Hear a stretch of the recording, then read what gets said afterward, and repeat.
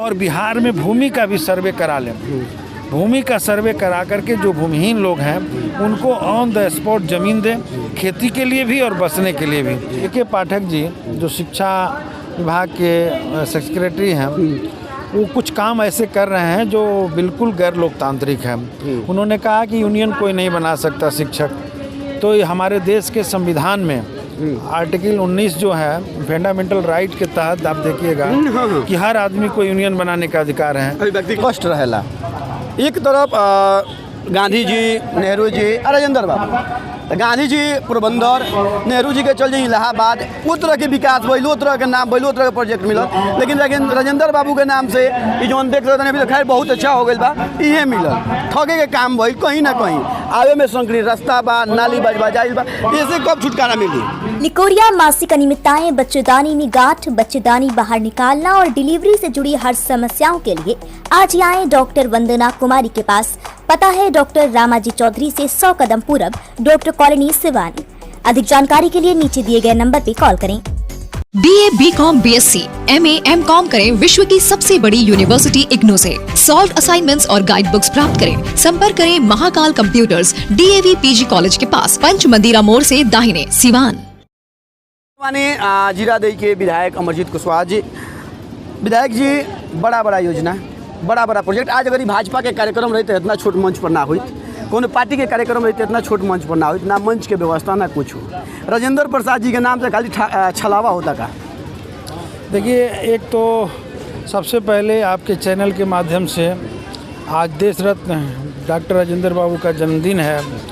एक जीरादेई के पावन धरती पर ये इनका जन्मस्थली है, तो हम उनको नमन करते हैं और उन्हें श्रद्धा का सुमन अर्पित करते हैं। साथ ही साथ यह बात भी सही है कि जिस तरीके से भव्य तरीक़ा से इस कार्यक्रम को होना चाहिए उस रूप में नहीं हो रहा। लेकिन मैं आपको बताते चलूं कि एक डॉक्टर राजेंद्र प्रसाद शक्ति केंद्र का ओर से उस कार्यक्रम का आयोजन है। वो एक स्वयंसेवी संगठन है, वो कोई सरकारी आयोजन नहीं है। सरकारी आयोजन का अगर हुआ रहता नहीं होता तब कहा जा सकता था कि ऐसा कार्यक्रम सही नहीं हुआ।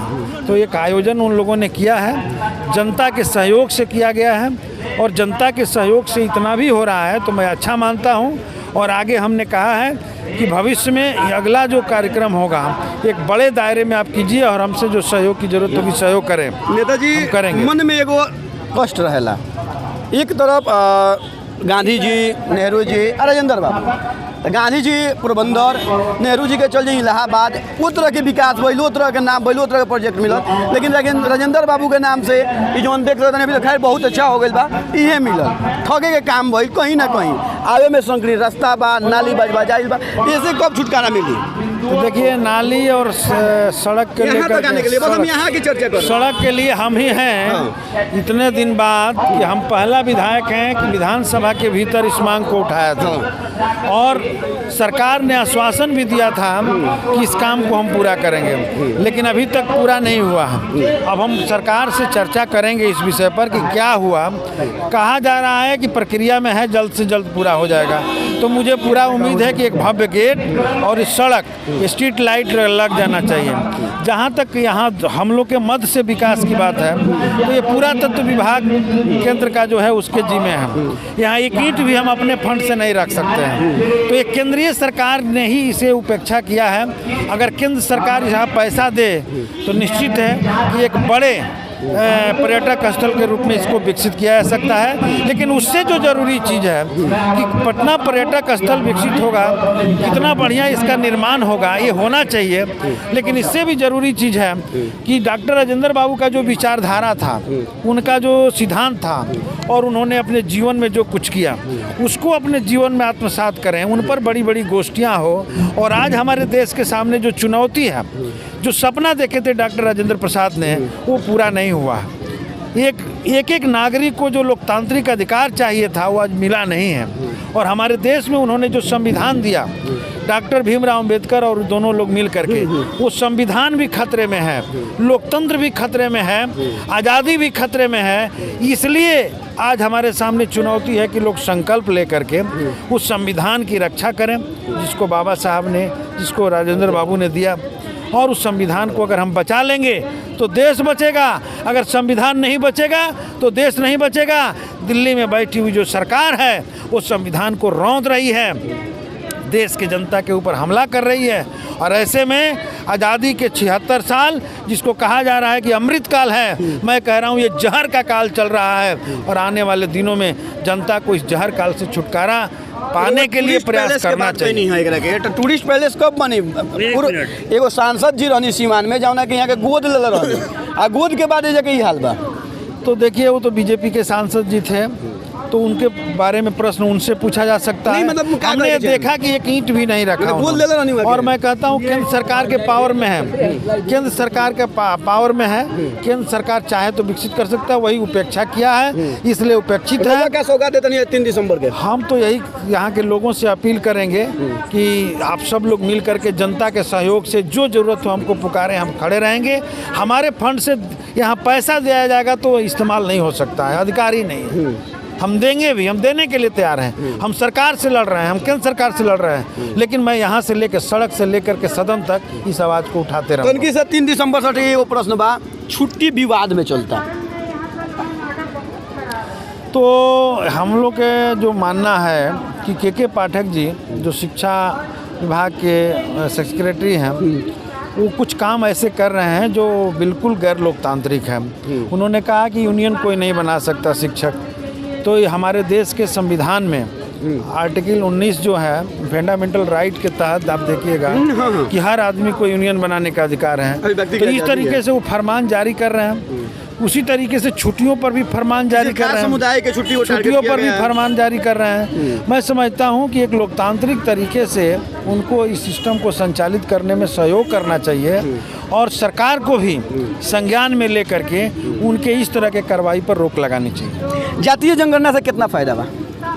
जातीय जनगणना और आर्थिक सर्वेक्षण दोनों एक साथ हुआ है, आर्थिक सर्वेक्षण, और इससे यह पता चल गया है कि बिहार की आर्थिक हालात क्या है, किस जाति की स्थिति क्या है, और इसे एक तस्वीर बिहार के सामने उभर करके आई है। और जातीय जनगणना के आधार पर आरक्षण का विस्तार हुआ है, हम इसका वेलकम करते हैं, इसका स्वागत करते हैं, बहुत अच्छा पहल है, लेकिन स्वागत करते हैं। लेकिन अब जो तस्वीर उभर करके आई है कि 6% जो हम 6,000 इनकम वाले लगभग 36,000 लाख परिवार या परसेंटेज लोग हैं, और फिर उसी तरीके से 10,000 अगर इनकम कर दिया जाए तो आपको लगभग 50% लोग इस दायरे में आ जाएंगे जिनका मैंने सालाना मंथली जो है 10,000 इनकम है, तो बहुत ही कम है। उसको गरीबी रेखा में माना जाता है, और उन लोगों को निश्चित तौर पे सरकार नए सिरे से विचार करके एक नई योजना लें और बिहार में भूमि का भी सर्वे करा लें। भूमि का सर्वे करा करके जो भूमिहीन लोग हैं उनको ऑन द स्पॉट ज़मीन दें, खेती के लिए भी और बसने के लिए भी। ये हम लोग का मांग चल रहा है, और इस सर्वे बिहार का जो तस्वीर दिया है, हम तो मांग कर रहे हैं कि देश स्तर पर सर्वे हो जाए, देश स्तर पर जातीय गणना हो जाए और देश का तस्वीर उभर करके आ जाए, तब जा करके सरकार हमने के पीछे ही रह गए नहीं जा। बिहार जबकि वीरों के धरती है, जवानों के देश है, बाद हमने के पीछे रह जाने के बाकी स्टेट हमसे आगे निकल गए। सरकार की नीतियों में गड़बड़ी है। अभी भी जो नीतियाँ बन रही है, बिल्कुल नीतियों अभी भी जो बन रही है वो कुछ मुट्ठी भर लोगों के पक्ष में खड़ा होकर बनाया जा रहा है। व्यापक किसानों, व्यापक मजदूरों और व्यापक पिछड़े और दलित तबके के हित में खड़ा होकर नीतियाँ अगर बने तो हम पिछड़े नहीं रहेंगे, हमारा विकास हो। विकास हो अगर सोच समझ के बनो। हाँ, लेकिन नीतियों में गड़बड़ी है।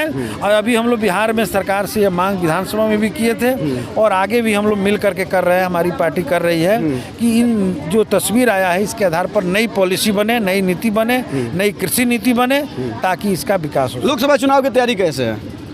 लोकसभा अभी तो देखिए आज रिजल्ट आ रहा है और हम देख रहे हैं कि भारतीय जनता पार्टी की ओर से बड़े पैमाने पर पैसे का खेल खेला जा रहा है चुनाव में।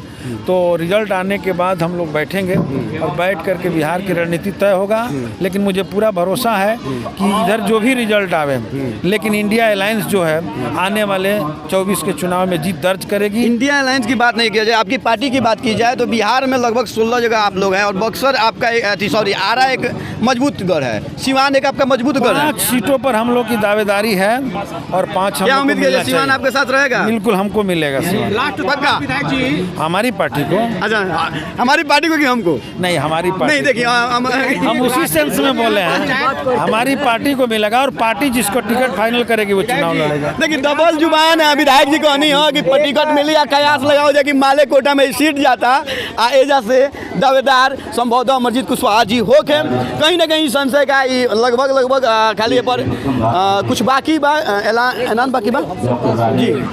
हम उसको तो पूछता नहीं है, बोलिए चाचा। हम लोग मीडिया से बंद कर दिया है, खाली मीडिया वालों अपना लेकर चले जाते, कुछ करते तो है नहीं, लेकिन कह देना है। क्या चाचा? जो हम इसके फाउंडर मेंबर हैं, अब रात दिन राजनीति देखते हैं, हर पार्टी देखते हैं और देखते चले आ रहे हैं। ये सारा कीर्ति मेरा हुआ है, नहीं तो ये सब समाप्त था। क्या कहने चाचा तुम लोग सही? ये सब जो है सब समाप्त था, ये कुछ नहीं था। ये देख रहे हैं बार बार वो कहते हैं, बार बार ये रखा हुआ झंडा, इसका ये लोग अपमान कर रहे हैं, कोई पार्टी हो इसका अपमान हो कोई नहीं पूछता है। गांव का विकास कैसे होगा इसके बारे में कोई नहीं पूछता है, सब लोग भाषण देते हैं चले जाते हैं। ये होगा संविधान होगा, कुछ होगा नहीं। देखो मेरे कहने का मतलब ये है